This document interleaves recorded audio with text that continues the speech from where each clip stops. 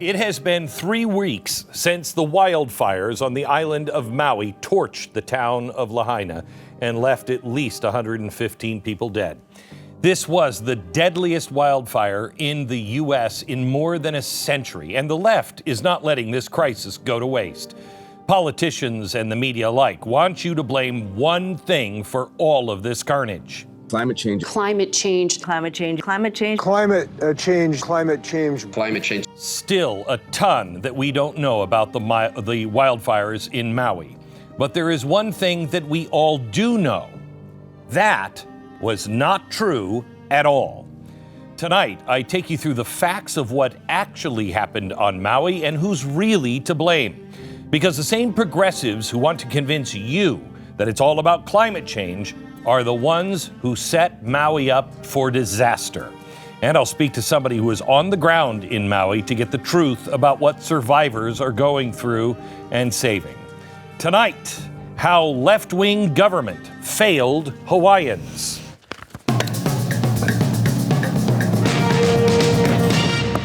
Well, hello, America. The Maui wildfire tragedy is a microcosm of the failure of progressive governments everywhere. This is what's happening to our country. As go California, so goes America. As goes Hawaii, so goes America. We are seeing tragedy play out over and over and over again. And this tragedy encapsulates the completely out-of-touch mindset of left-wing Democrats who are currently running so many cities and states into the ground. Their policy priorities ensure that in an emergency, the system fails people when they need it most. Unfortunately for the citizens of Hawaii, this lack of common sense contributed to the worst disaster in the state since Pearl Harbor. On August 8th, several wildfires started in Maui, but the worst one tore through the historic town of Lahaina on the west side of the island. Lahaina is the former capital of Hawaii. It had a population of about 13,000 people. The town was obliterated. 115 people now have been confirmed dead.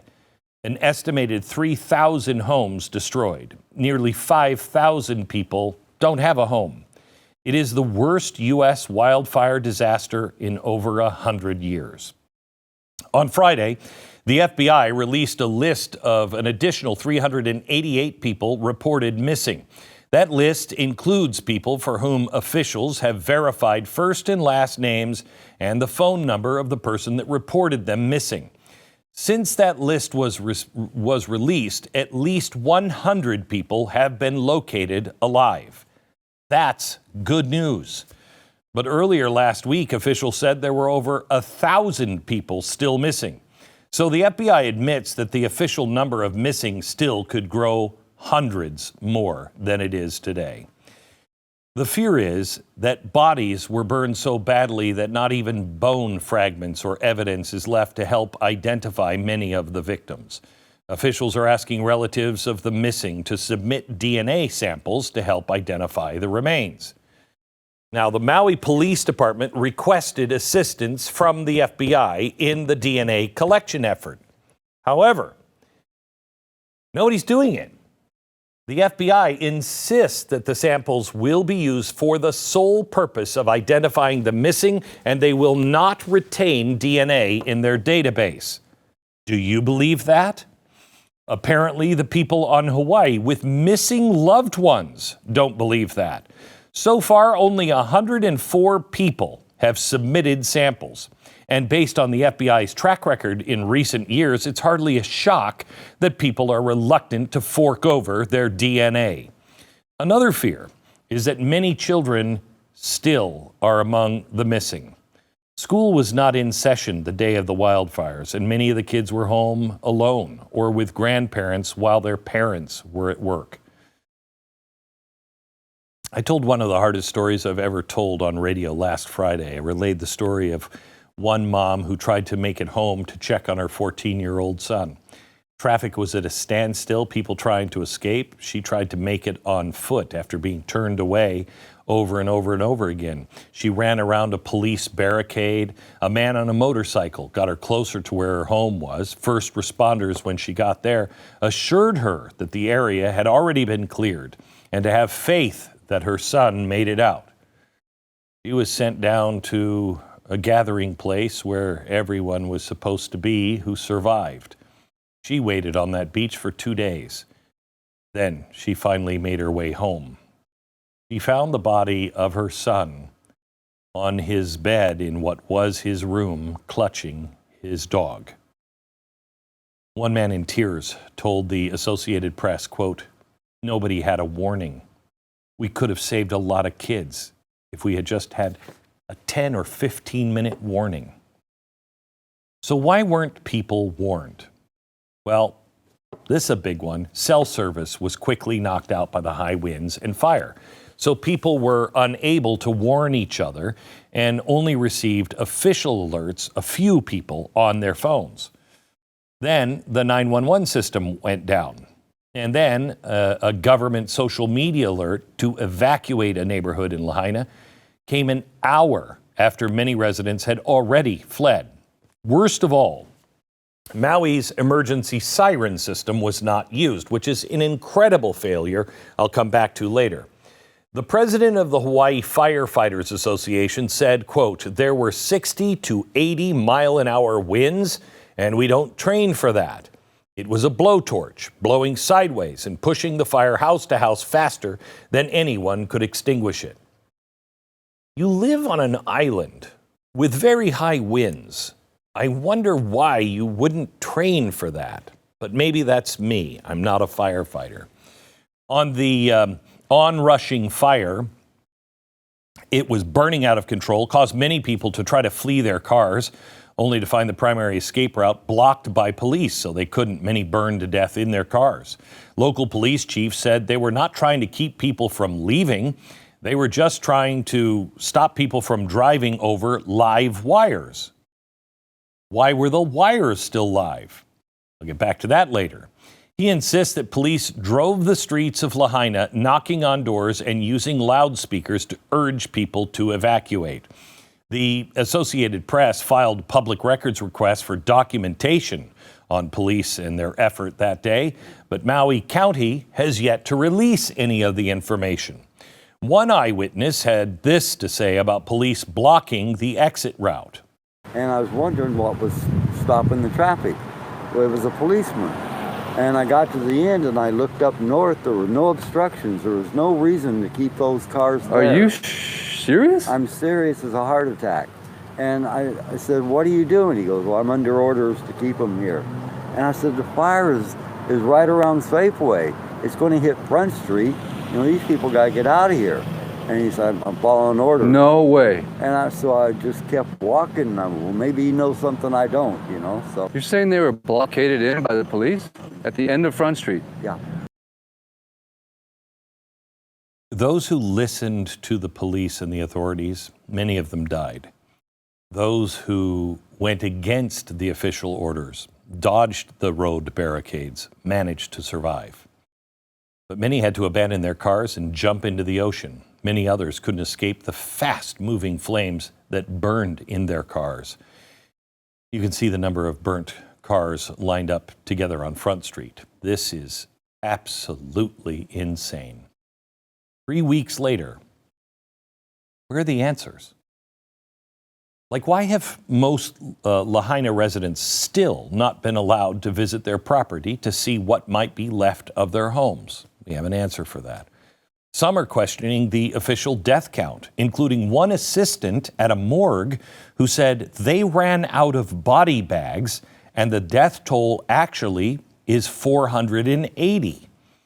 The Daily Mail published photos and video of refrigerated trailers brought in to hold the overflow of bodies from the morgue. People are also questioning how many children are among the missing. When asked about it, the mayor of Maui County didn't have an answer. Watch this. I don't know. I wish Yes, I knew you the answer. do. How many children are missing? You If I know. knew the answer to that, I would be happy to answer that. You have no estimate as to how many children are missing? I guess Nothing? we can end this right now. you guys want. Sorry, This is one of the biggest questions that the people of Lahaina have, but you don't want to answer it. It always takes one or two to ruin it for everybody. What is he talking about? There's no estimate on how many children? Why? Amid the uncertainty and lack of answers, rumors swirl, including one that some Maui residents are getting eviction notices. The rumors are true, according to a representative from the Maui Tenants Association, who spoke at the first public hearing on Maui County's disaster response last week. We've been receiving call after call of people who are being asked to be evicted by their landlords. People who are being displaced during a time of emergency. The landlords who have the gumption and the gall, the nerve, and the lack of empathy to push evictions on their tenants right now do not care. The understandable paranoia of tenants and homeowners is not helped by the fact that the state owns over 1/3 of all of Hawaii's lands, including the land all around Lahaina, and that the state may be planning to acquire even more land, according to these ill-timed comments from the Hawaii governor, Democrat Josh Green. I'm already thinking about ways for the state to acquire that land so that we can put it into workforce housing, to put it back into families, or to make it open spaces in perpetuity as a memorial to people who were lost. That's one of his first responses, spoken like a true progressive. He's already thinking about ways for the state to acquire that land. That was like day 3 into this. I'm sure that was a great comfort to everybody who lost a home or a business or a family member in Lahaina. By the way, look it up.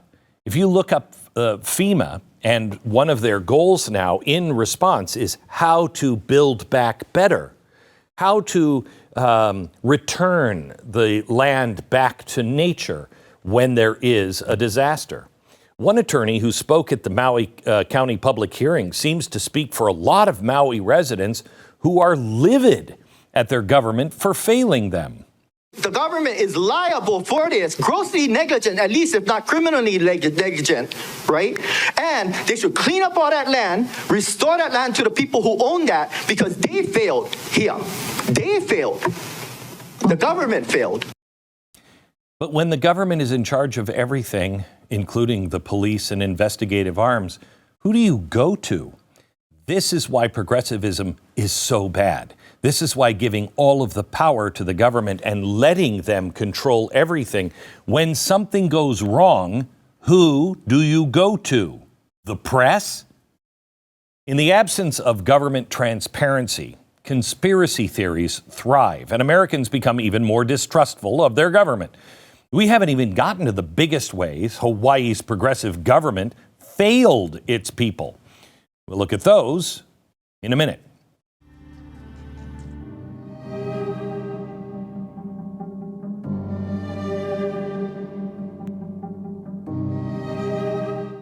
I am the world's luckiest man. Not only do I have the world's best wife who won't put up with any of my whining or any shenanigans at all. She made me try Relief Factor when I was in pain. I was about to give up, and she said, "You got to try this." And I said, "Honey, it's not gonna work." And I had constant pain, and I was so frustrated. I tried everything. She made me try it for 3 weeks. She made me and I was in denial the whole time. I'm like, it's not working. And then after 3 weeks, I stopped taking it. And it was indeed working. And I started feeling better and better every day that I was taking it. If you're dealing with pain in your life, if you feel like you've tried everything, I get it. Try Relief Factor. If it works for you, you'll get your life back. It's a 3-week quick start, $19.95. Trial pack, not a drug, but developed by doctors. Hundreds of thousands of people have ordered Relief Factor, and about 70% of them go on to order more. Go to relieffactor.com or call 800-4RELIEF. 800-4RELIEF. The 3-week quick start, relieffactor.com. What happened in Maui 3 weeks ago is a nightmarish case study in progressive screw-ups. First, there is that unbelievable decision by the head of Maui's emergency management agency not to sound the emergency warning sirens. Here was his excuse. Do you regret not sounding the sirens? I do not. The sirens, as I mentioned earlier, is used primarily for tsunamis. Had we sounded the siren that night, we're afraid that people would have gone Malka. And if that was the case, then they would have gone into the fire. Okay, what, do they not have eyes or noses? They couldn't see? They're going to walk into the fire? They're going to go up the mountain? By the way, the people who didn't listen to the government, didn't expect to do exactly what the government said, they went up that path. Unfortunately, they lived. Maui's own emergency management website says the sirens are also used for wildfires. Plus, there was a local report just this last week. H&N Investigates confirmed an assistant telecom officer working at the State Emergency Management Office reminded his counterpart at the Maui Emergency Management Office that sirens could be used to alert residents of wildfires. The state says this happened prior to the catastrophic blaze that swept through Lahaina town. Maui residents don't appreciate the insult to their intelligence about the sirens. Their reasoning is that they would have put on the sirens and then people would move up into the fire, okay? I call bull because we're not stupid, all right? If we would have been warned at 2 in the afternoon, we could have saved everything out of that apartment instead of just ourselves, all right? And there wouldn't be all the death and the people jumping into the ocean on fire. 9 days after the fires, the head of Maui Emergency Management resigned, citing health reasons.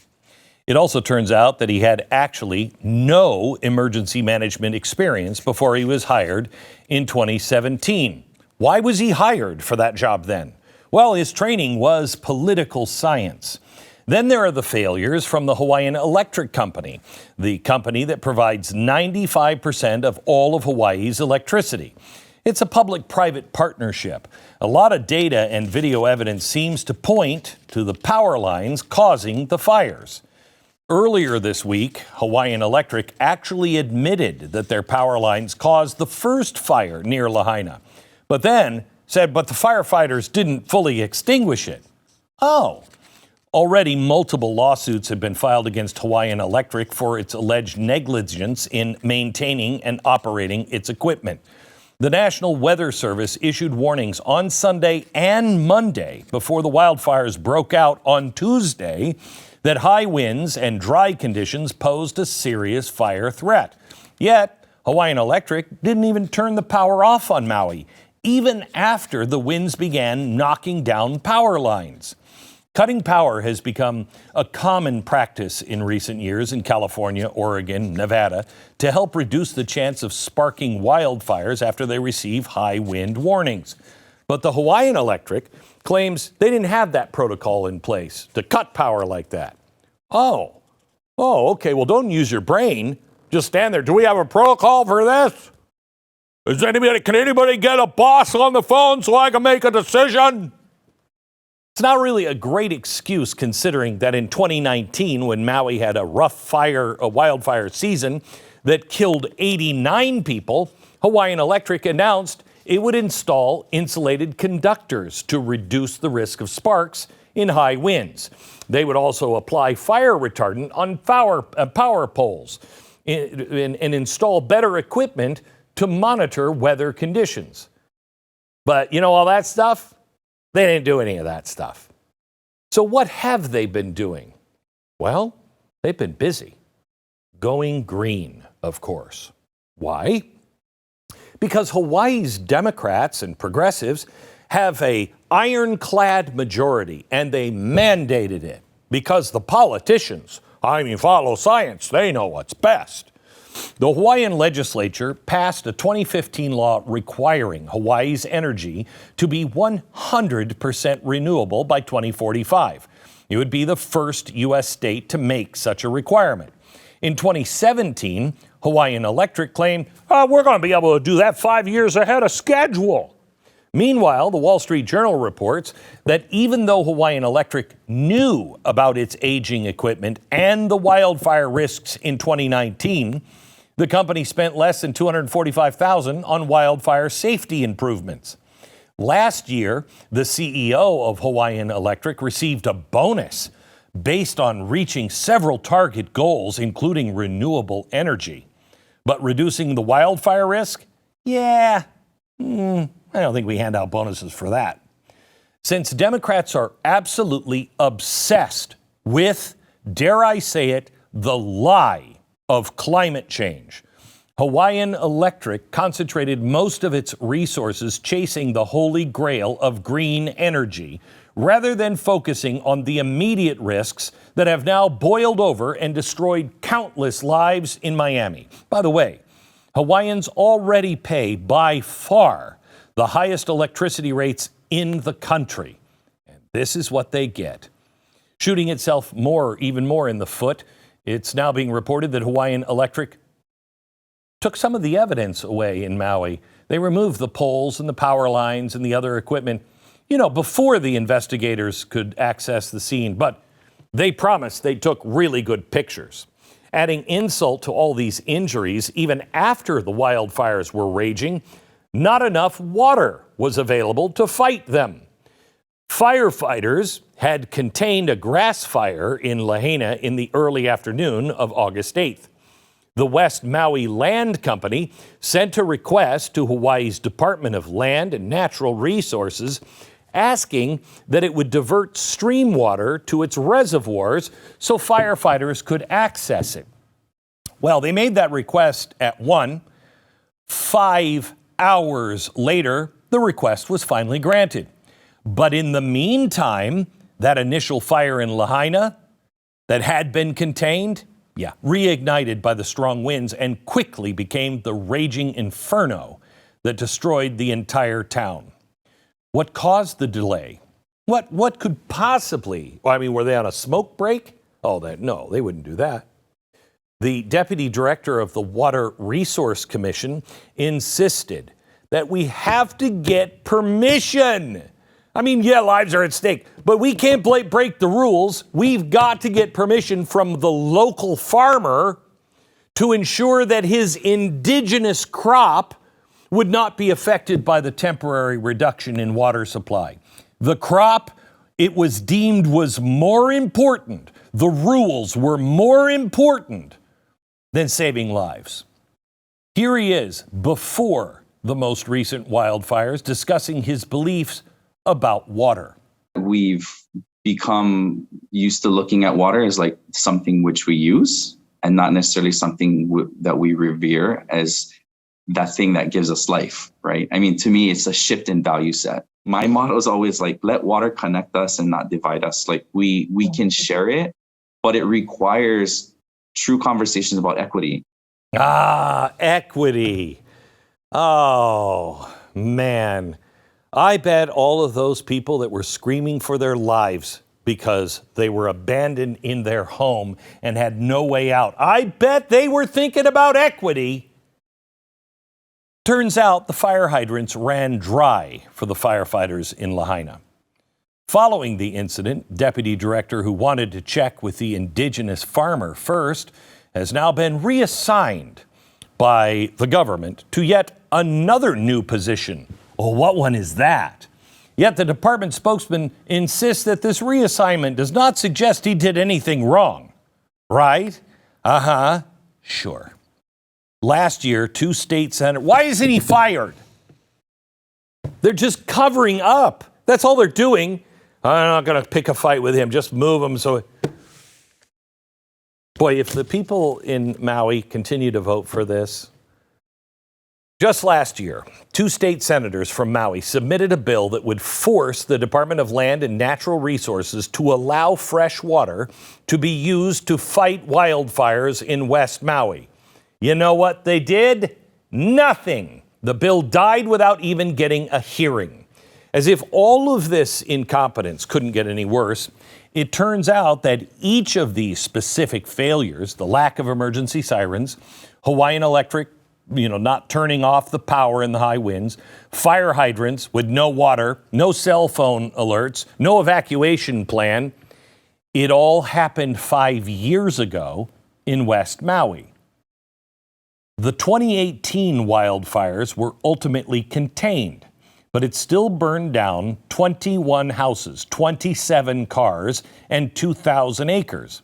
Despite the outcry from the residents in 2018 to fix these issues, the Washington Post reports that nothing was done. The head of the West Maui Taxpayers Association, who lost his home in the Lahaina wildfire this month, said, quote, "Everything we told them," meaning the government agencies, "everything we told them was true. They didn't pay attention to our warnings. They didn't do what we asked them, and they minimized it. And now people are dead because of it." Wow, since when has our government minimized your thoughts? Since when has the government mocked you in your warnings? Since when has the government not responded to its people? This is why you don't give governments ultimate power. Disasters like this, as horrific as they are, should be an opportunity to enhance people's trust in their elected leaders, in their government. We should want to be able to fully trust the agencies that supposedly work for us because we pay them. But that's not the way it is. That's not the way it will ever be. I've said this before, but it is worth repeating. No one should ever be afraid of their government, either because of tyranny or incompetence. That's why you must master over it, or it will master over you. Back in a minute with the biggest lie about the wildfires in Maui.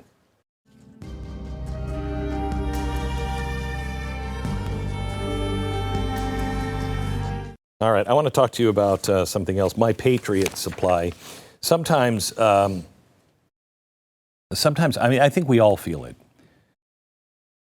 I talk to people who don't agree with me, may not even know me, and they'll say, "Yeah, there's something's not right." Really, you think so? Natural disasters, economic disasters, from the so-called acts of God to the acts of the gods in Washington. You and I have to keep in mind there are no promises given that tomorrow is going to go well. This is one of the reasons why it's smart to have things like emergency food on hand. It is always better to have it and not need it rather than need it and not have it. Fortunately, the place to go is here. Patriot Supply, My Patriot Supply. They're the nation's leader in high-quality emergency food. I keep it on hand for when things go south. You should too. Please head to my website, preparewithglenn.com. That's preparewithglenn.com. You'll save $200 on your 3-month emergency food kit from My Patriot Supply. Wide variety of delicious meals offering 2,000 calories for everyday optimum strength under stress. Stock up now. Free shipping, automatic. Your order ships fast. Go to preparewithglenn.com. That's preparewithglenn.com. Well, let's be real, world. Climate change is here. We are in the midst of it with a hotter planet and fiercer storms. Are you saying that climate change amplified the cost of human error? Yes, it did. We very, very much need to acknowledge that climate change is upon us. There are whole states, by the way, Jake, where you can't even use the words climate change because they still have a hit in the sand attitude. The climate change problem, the fuse has been burning for decades, and now the climate change bomb has gone off. All of those things have been impacted by climate change. So we can't tell this story without talking about the climate crisis. This is the biggest lie about the wildfires in Maui. Climate change did not cause these fires. It's grotesque to use this tragedy as part of your propaganda. There could be 1,100 people dead. It's grotesque. Blaming this on climate change makes for easy sound bites and headlines. You know, there's no information on what the specific cause was, dovetailed perfectly with the narrative. Texas is hot. You know what? Texas is hot every summer. The media has been building all summer about climate change, Canadian wildfires. They make it sound like the planet is getting so hot. Some areas just spontaneously combust into wildfires. Maybe there's some big conservative with a giant magnifying glass that's burning these states. Half of Canadian wildfires, by the way, are caused by lightning strikes. The other half by humans. In the U.S., people cause around 85% of the wildfires. Only you can prevent wildfires. Wildfires are common in Hawaii.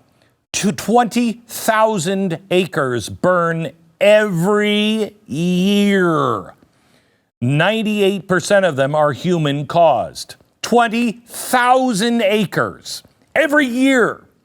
According to the National Oceanic and Atmospheric Administration, scientists rank wildfires at the bottom of natural disasters that they can attribute to climate change. The bottom.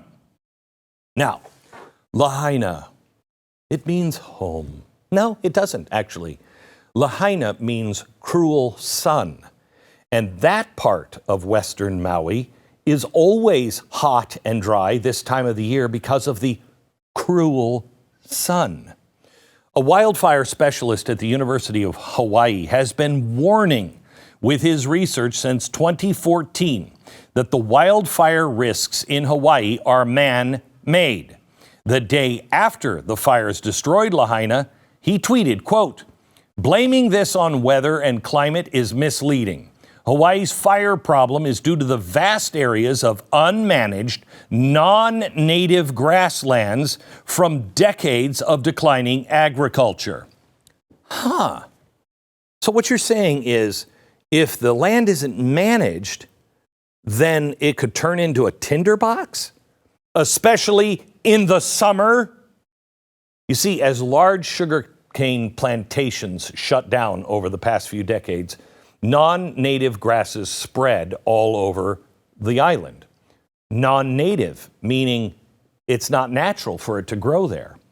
And it was such a spread of this that in 2020, a report by Maui County said that West Maui has a 90% chance of having wildfires every year. So they knew it was coming. They were warned it was coming. They announced that they knew it was coming. Then they didn't do anything about it. So, the scope of the tragedy in Lahaina, it was preventable. The fact that wildfires broke out, no surprise. If climate change is really spitting fireballs at us with increasingly regularity, then why has the area of land burned worldwide been declining since 1905? Better firefighting? Probably. But also, a much larger worldwide population means a lot more man-made fires. Yet, according to NASA, last year, the world hit a new record low of 2.2% area burned. A new record low. Remember the scientific consensus, the one that left is always telling us exists around climate change? Yeah, it's not true. Surprise, surprise, it's another lie. They never mention any scientists who don't agree with the consensus. Like the international group of over 1,600 scientists who just this last week signed a declaration stating that there is no climate emergency. Now, one of those scientists is John Clauser, who, he's just a Nobel Prize winner, but why listen to him? He recently said, and I quote, "The popular narrative about climate change reflects a dangerous corruption of science that threatens the world's economy and the well-being of billions of people. Misguided climate science has metastasized into a massive shock journalistic pseudoscience." Now, he's right. But how did this shock journalistic pseudoscience develop? Well, it's partly in thanks to a great organization I've mentioned on this show recently called Covering Climate Now. They were founded to insert climate change into every news story, no matter what it's about. King Charles wiped his butt today, but it was a little harder for him due to climate change. CC Now was co-founded in 2019 by the Columbia Journalism Review and The Nation magazine. Oh, well, there's journalism. They now have over 460 media partners, including Reuters, Bloomberg, CBS, MSNBC, Telemundo, PBS, Al Jazeera, and a ton others. Under its guidelines on best practices for climate journalism, they say, quote, there is simply no good faith argument against climate science. And they advise newsrooms to, quote, treat activists like newsmakers and to, quote, pick visuals carefully. Stories about extreme heat, for example, are better illustrated by images of frazzled people at the cooling center than fun in the sun photos. This is propaganda. This bogus narrative is being very carefully and strategically marketed to you as legitimate news. It is propaganda, plain and simple. You have to know this. Next, somebody who was on the ground who can tell us what he learned in Maui this last week.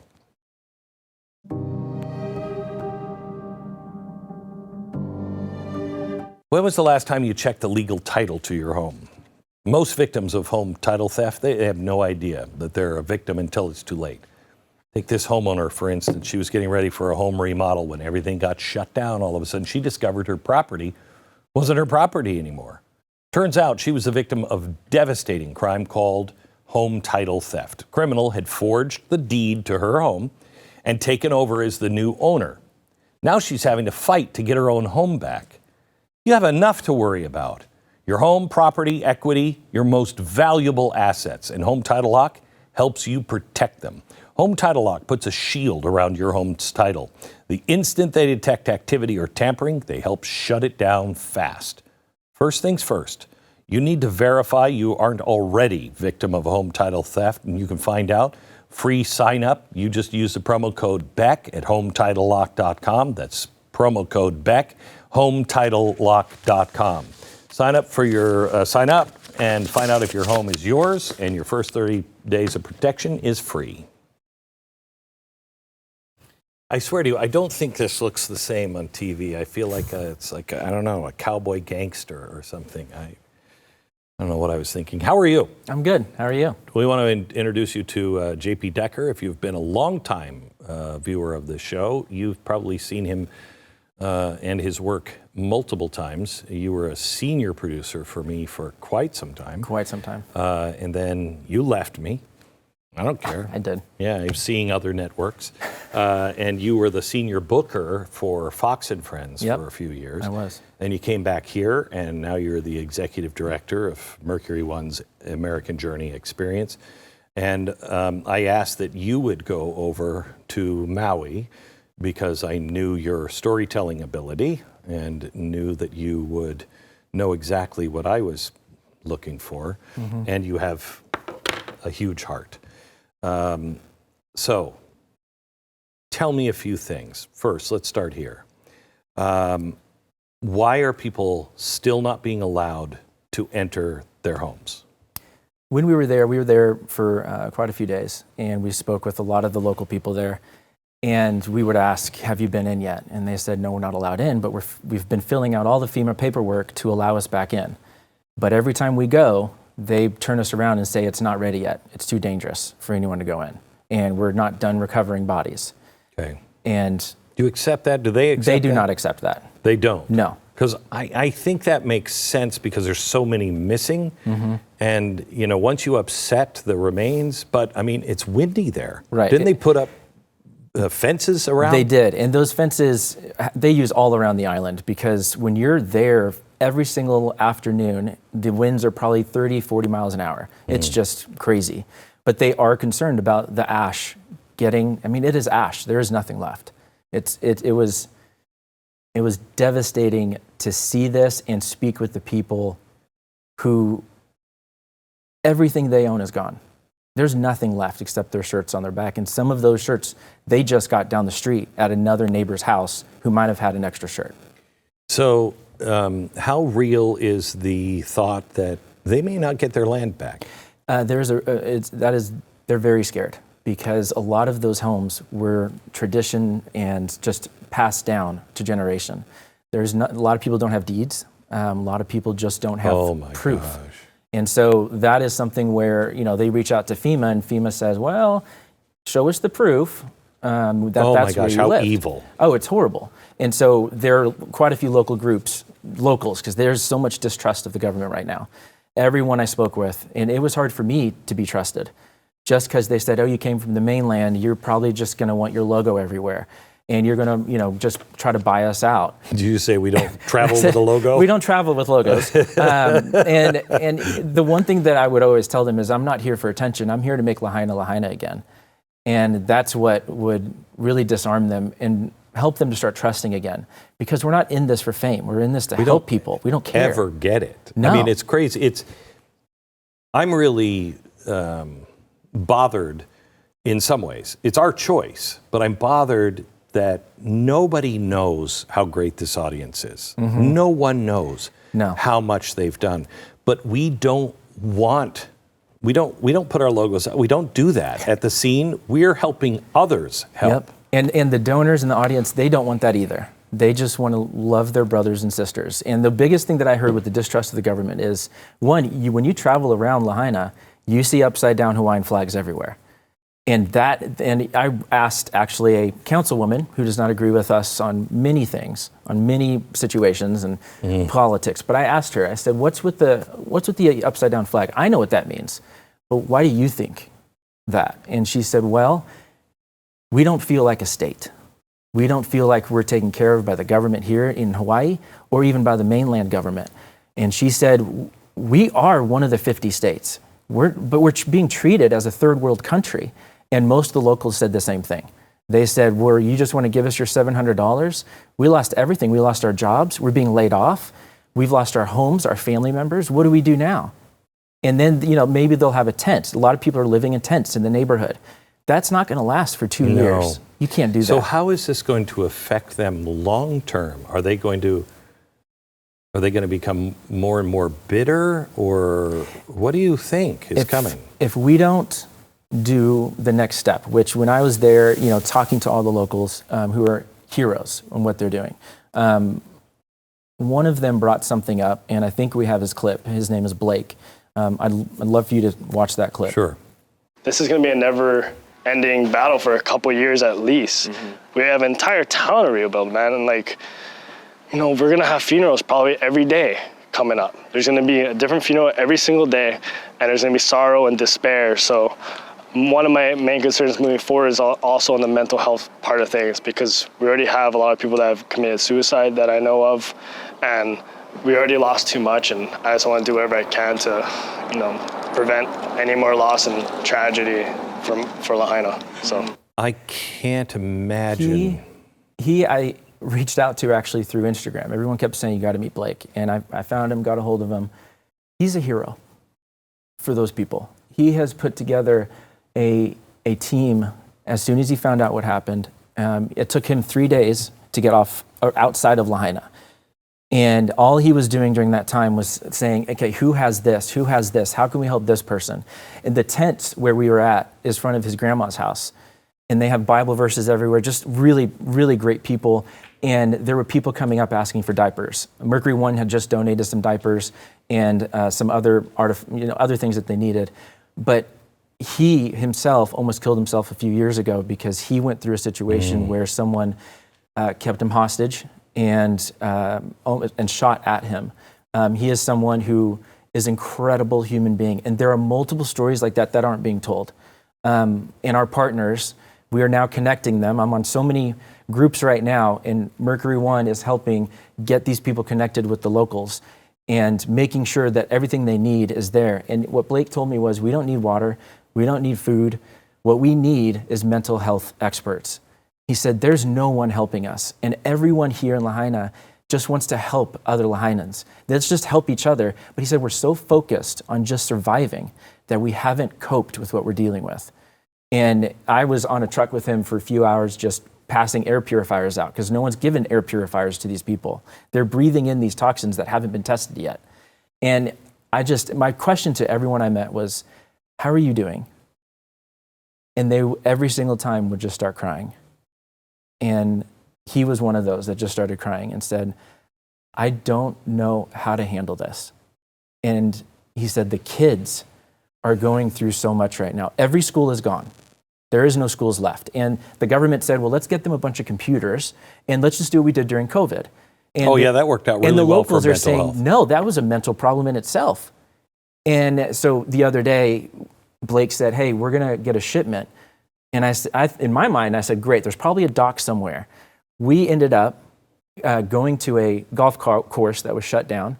And the golf course was not happy about us being there, which was frustrating. But all these trucks got up on right next to the beach. And then a local from another island brought in surfboards. Bethany Hamilton, the famous surfer, amazing woman, donated a bunch of surfboards and fishing equipment. These people don't have fishing equipment. They lost it all. And that is a huge part of their life. Right. That's like going to Alaska. It is. And even the surfboards, he's going to donate all of these to the kids who lost surfboards, because if you don't have a surfboard, it's like not having a bike. Mm-hmm. I mean, there is a crisis there, and it's only going to get worse. Mercury One, we're already dedicated to be there until they don't need us anymore. I mean, and I think for them, it was good to hear that, because I know these donors won't stop giving, because they're the most amazing donors I've ever personally met in my life. I've never met a group like this. Okay, so would you come on the radio with me tomorrow? And let's just talk about this, because, you know,